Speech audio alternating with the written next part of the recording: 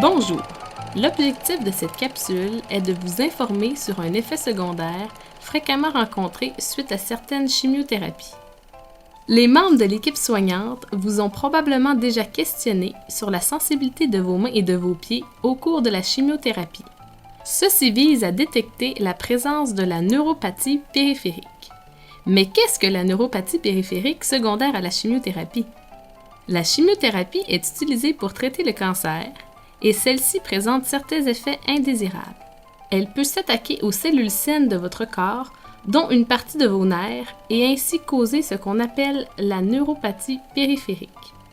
Les facteurs qui prédisposent à cette condition sont la combinaison de plusieurs types de chimiothérapie, une dose élevée de celle-ci ou des traitements répartis sur une longue période de temps. Certains facteurs personnels, comme le diabète et l'abus d'alcool, sont aussi des éléments de risque.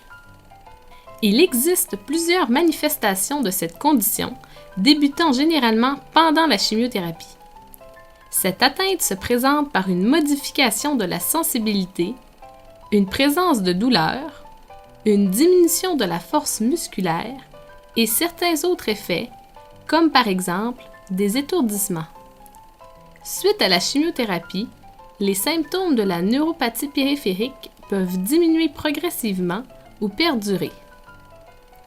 La présente capsule abordera les troubles de la sensibilité et de la force, ainsi que la douleur au niveau des mains et des pieds. De façon générale, les changements de sensibilité apparaissent initialement au bout des doigts et des orteils et se présentent des deux côtés.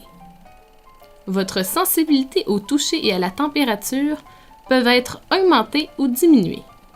Vous pouvez ressentir une sensation d'engourdissement, de fourmillement, de brûlure et de douleur difficiles à décrire.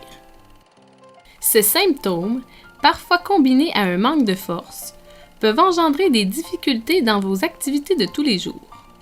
La manipulation de petits objets, comme tenir un ustensile, écrire et attacher des vêtements, en sont des exemples.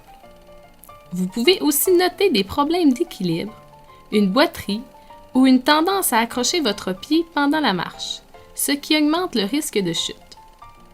Il est important de ne pas banaliser cette condition et de parler rapidement à votre équipe soignante dès que vous notez l'apparition de symptômes et aussitôt que vous remarquez un changement de ceux-ci.